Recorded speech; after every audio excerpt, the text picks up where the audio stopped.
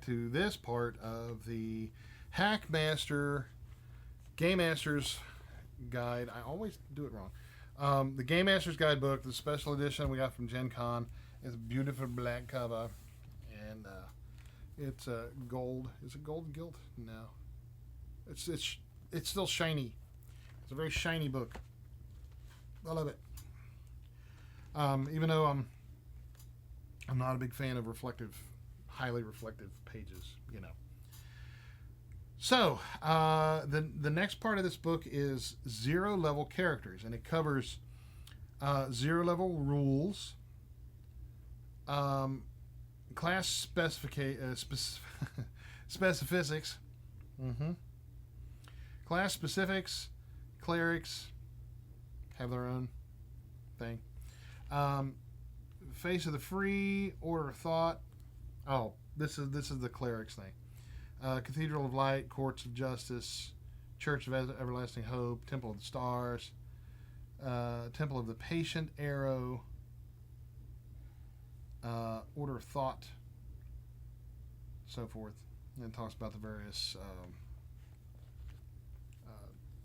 clerical and monastic societies.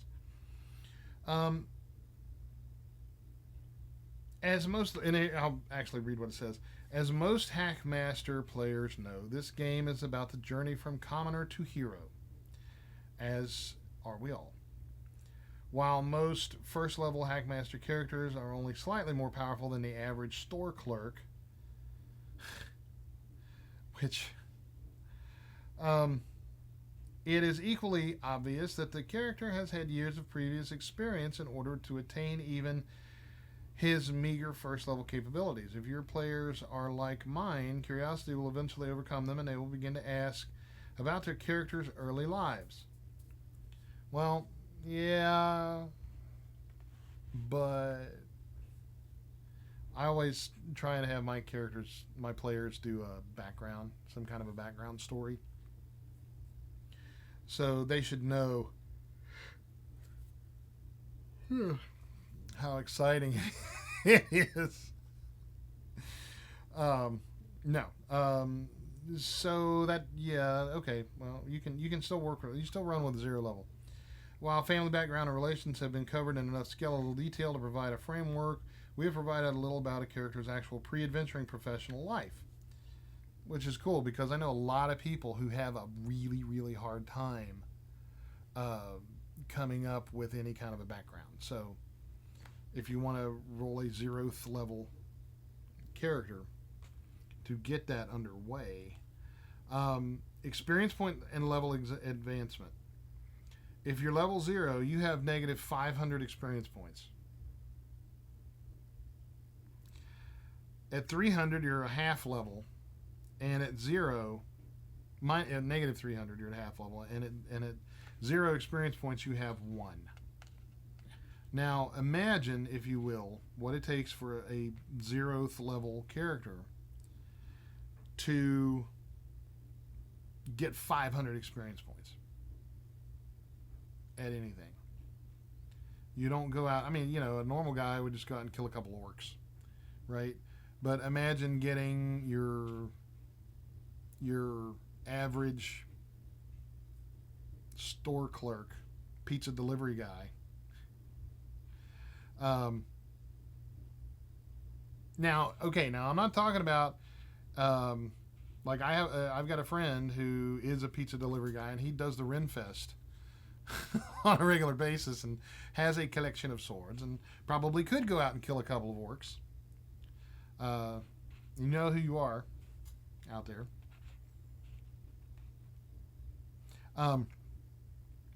So we'll just call him Dan. So he knows I'm talking about him. You know I'm talking about you. 0 level characters begin play with an experience point deficit. And this deficit of experience points doesn't mean that they're like riding the short bus to battle. It means that they are. It's just like, okay, if you're an auto mechanic of any kind of experience, if you have experience as an auto mechanic and work as an auto mechanic, and then you go into a kitchen and they ask you to make a cheese souffle, right? Then you're going to be at a deficit.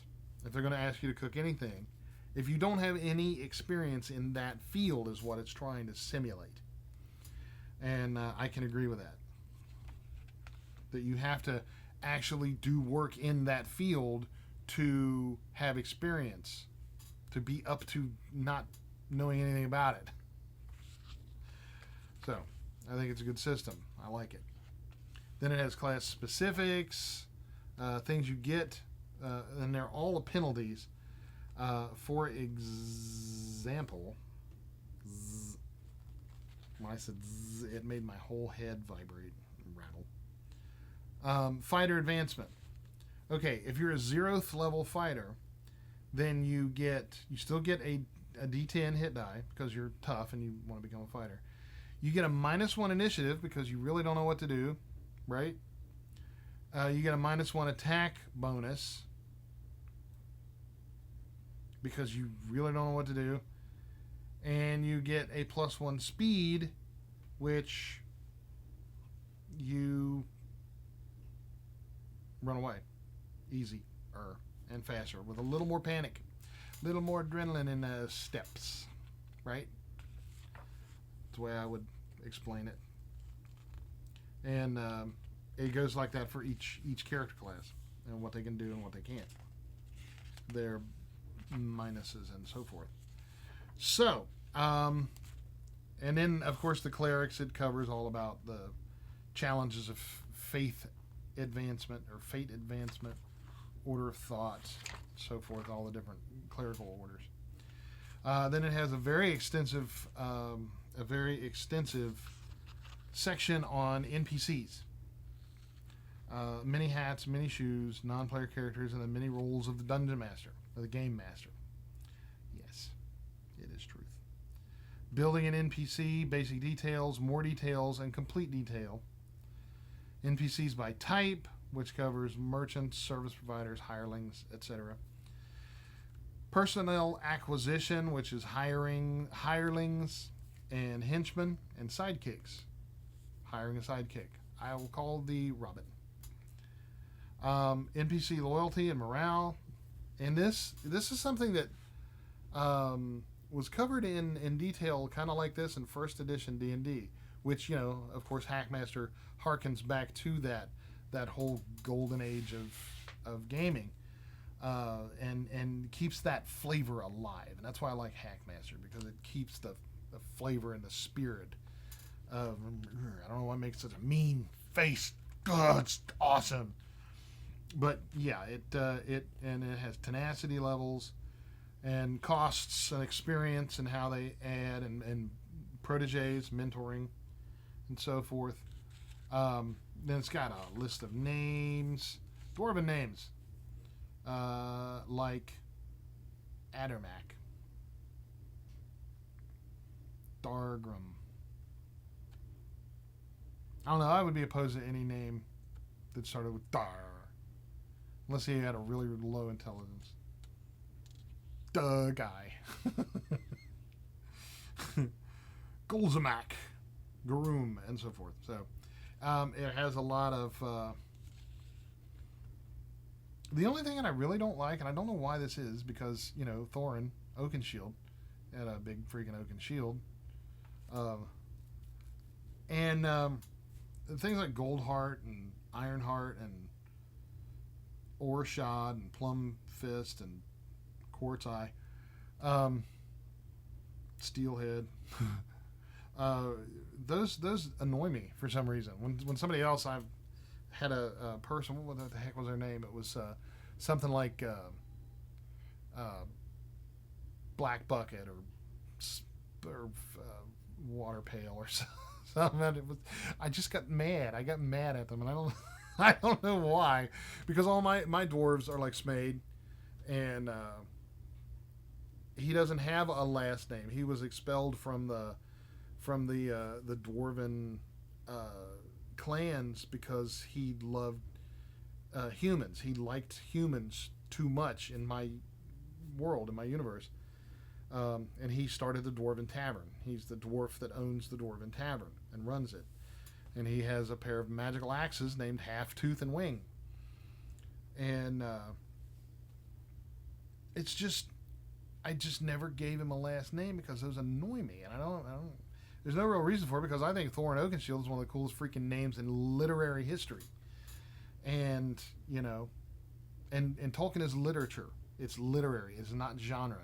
Because that story could have applied to just about any genre. And that's a whole English major issue. And I'm not going to get into that anymore, but I'm very passionate about it. So, then it has elven names like Amaskal, Amator, Amalad, Melador, Salamar. These don't sound very elven to me. I don't know why. Toritan. That sounds dwarven.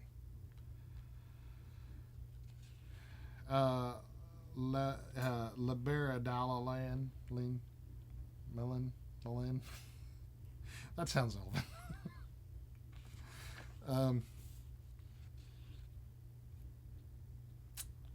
So you've got also you have a list of hobgoblins' names. Orak. Yep. Then you've got memorable first impressions such as reeks of cheese.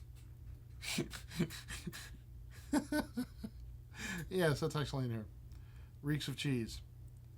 Fresh off the boat, swagger to his step, boisterous, mean-faced, in good spirits, incredibly thick unibrow, and so forth. So then it's got tables of occupations and so forth, and then it goes NPCs by type, which gives you the whole gamut of the types of NPCs. You know, everybody does something. Even the homeless, you know, even homeless beggars out in the street begging for change. We're in, like, you know, in China, where they actually cut themselves open to make it look like their injuries are worse than they are, which, in fact, by cutting yourself open, it becomes worse than it is. So, that logic. And I've been there, so I know. I'm not just saying it because I don't like Chinese people. I have a lot of good friends that are Chinese, that are in China, that live in China, that are Chinese, that I met in China. They're awesome. But they're not beggars. And they don't use box cutters to make themselves look worse. But some people do. And not just in China. But that's where I saw it, so. Okay, so then it has monsters and notable NPCs and wealthy merchants and high mayor officials and blah, blah, blah, blah, and then it goes on. List goes on. Then it talks about loyalty and morale, which is really cool because, you know, if you're not nice to your guys, you know, if you don't give them a fair share of your treasure or whatever, they're not going to stick around. And even worse, they're going to run the heck away, right? When you don't do them right. So, then it goes into design advice, which is, you know, how to create the story, telling a story from step 1 to, it's got 5 steps. Knowing your party, getting your roster, pick a location, get a hook, and get some stuff. That's what it's all about, getting some stuff. Then it has a section on traps, treasure, back to the dungeon, which we all love dungeons, right? How to design the details, and then testing it. And summary for creating an adventure, campaigns, turning a series of one-off adventures into a story. Always happens to me. The general GM campaign and ending the campaign. So the thing that I would like to go straight to is page 205. Which and before that though, it had some really cool tables on pit traps and traps and how to. I never really used traps because I always had a hard time figuring out how hard it was to hit the players with a trap. They walk into it, does it automatically do damage? Does their armor class count? And blah blah blah. This actually helps mitigate those confusions. There isn't much here to say here about testing, beyond the fact that you should always try to do at least some testing before running your players through an adventure. This can involve thinking through how your players might surprise or annoy you, which they do. You know this. Keeping in mind that you will absolutely never think of everything. Absolutely true. And they are sure to do something strange, incomprehensible, and unexpected that breaks your adventure and leaves you scrambling. Every time. Every single freaking time. It is invariable. It is unavoidable. It is inevitable. You know the inevitables on the plane of Mechanus? That, you know, people who cheat death and they come after him and so forth like that. There has to be an inevitable to maintain that players will always do something that you don't want them to. Every time. And when they do what you want them to, an inevitable comes in and smacks them and says, "What are you thinking? It was obvious you were supposed to go south. Why did you go south?" Playing through some of the battles yourself, or if you have the luxury, getting fellow GMs to weigh in on your adventure write-up. After you do this, make any fixes and tweaks that might seem necessary. That's some cool advice. I like it. If it's possible, you should probably do that. I often run battles. If I know a battle's going to happen, I will run it through to see what... I will run through it to see what it's going to be like. If it's cool, then I leave it. If not, then I might tweak it a little bit. And then sometimes I'll do a battle beforehand just so it doesn't take up game time. Like if if a plot point and an NPC is dealing with something and the characters are just watching or whatever, I'll go ahead and do that battle and see how it turns out, because it's fun and it makes the game better. It makes it faster when you go through it. So then it has some general advice, which is pretty good. Then it's got a list of treasure tables, which is pretty extensive. Non-monetary treasures. Oh, come on. Every treasure can be put in monetary terms, and you know it. Even as something as small as a feather pillow for a copper. That's monetary. So boo. That's not it. It's not going to affect my view of this book. I love this book.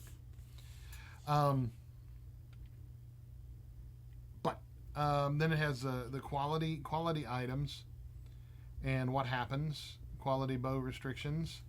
It has bows based on strength, armor, and its pluses up to +5 it has. And some defects, shield damage, so forth. Magic items such as armor and shields to weapons. And it's got some pretty neat illustrations, like a torque.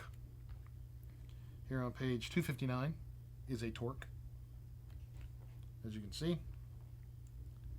It's got some really cool shields. Actual photographs of, like, I'm pretty sure here on page 252, this is King Henry VIII's armor before he ate that cow and could no longer wear said armor, which is why it's in the freaking museum now. He ate an entire cow in one sitting. That's why they call him Henry VIII. No, that's entirely inaccurate.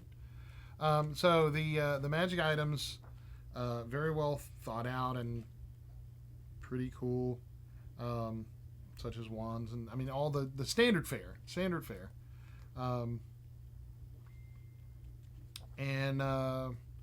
That goes on. It's got some really neat illustrations, like the one on 301.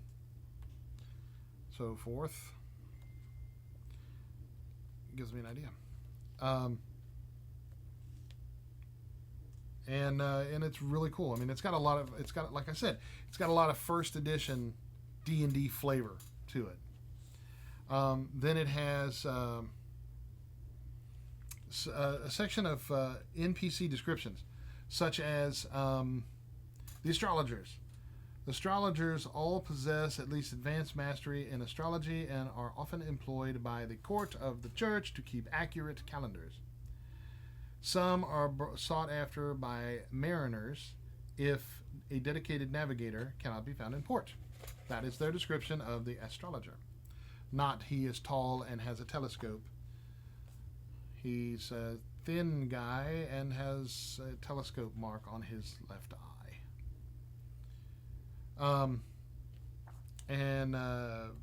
So this gives you a really good idea, from what I gather. It gives you, like the furrier, unlike tanners who remove fur from animal skins, furriers work with animal pelts to create garments that range from practical winter survival gear to the decadent trappings of nobility. That's a very good description of wearing furs. Decadent trappings of the nobility. Because I am really opposed to wearing real life furs. Because what they have to do to those animals to kill them, to get their furs undamaged, is inhuman. It really is. I would almost like to see some of these fur wearers go through that if I wasn't a good person. Which I am. I'm a good person. I wouldn't want to wish that on anybody. Not even an ermine or a mink. It's terrible. It's terrible. I think the people who own these pelts should be made to make them themselves and show them what they're putting these things through. Man. Yep. So, then it talks about hirelings such as mercenaries and soldiers, and it goes through a list of troop types, how much their monthly wages are. Very good detail. Then in the next section, it talks about diseases, which it's very in-depth, like the black rash. You don't want the black rash. Wash your undies every day.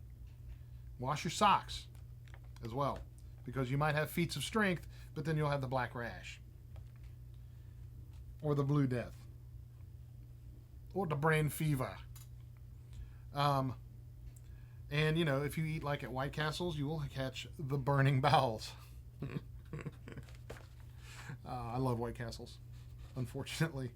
Then they got the dancing death, devil sweats,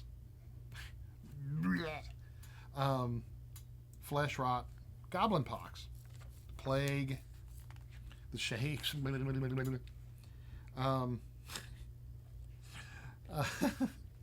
rat bite fever, and then of course lycanthropy, the greatest of all diseases / curses / things I really wish I could do at will,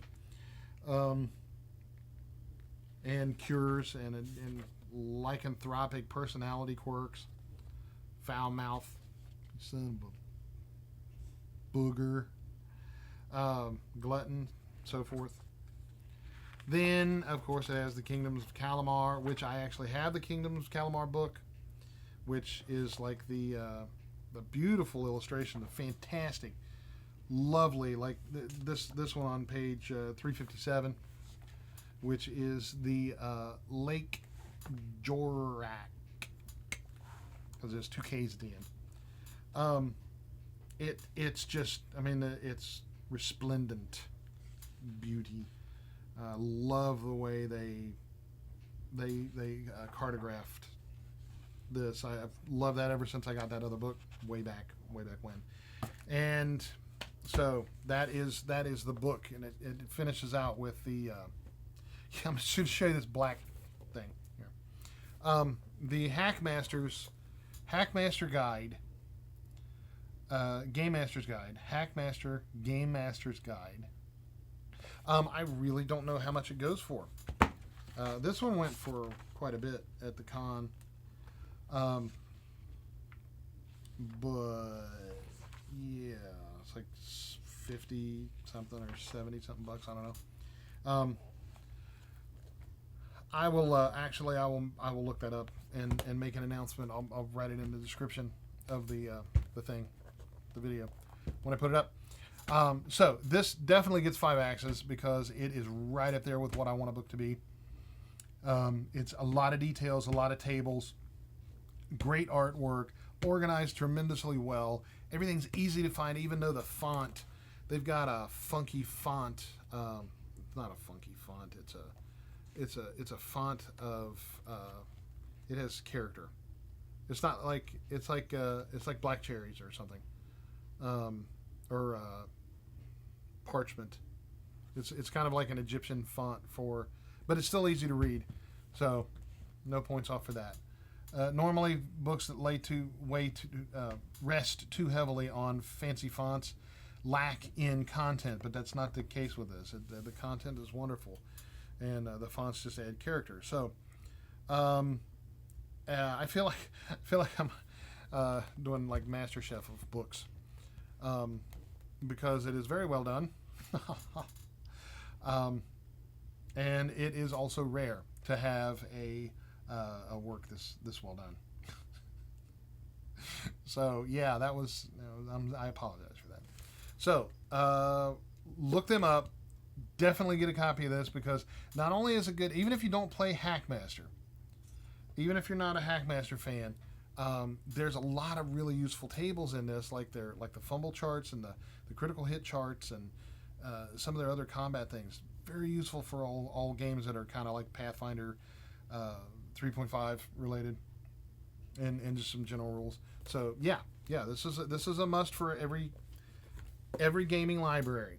I believe it is that's why I give it 5 axes, because if it's really specific to its own self, then then it's only so useful. But this runs cross genre, so definitely get a copy. Look them up at Kenzerco.com and tell them we said hey, and we'll say hey. And don't forget to look us up at dwarventavern.net, and I'll see if I can find that self-training thing that I created in my house rules, and I'll post that so you can see if it makes sense or if it's just stupid, and let me know. So again, that's the Hackmaster Gamemaster's Guide. And on behalf of the whole cast and crew of the Dwarven Tavern, I wish for you to want for nothing but adventure. And at first I feared it, then I charged and kicked its butt, by the way, because I'm still sitting here. And thanks for watching, and we will see you next time. Let the games begin.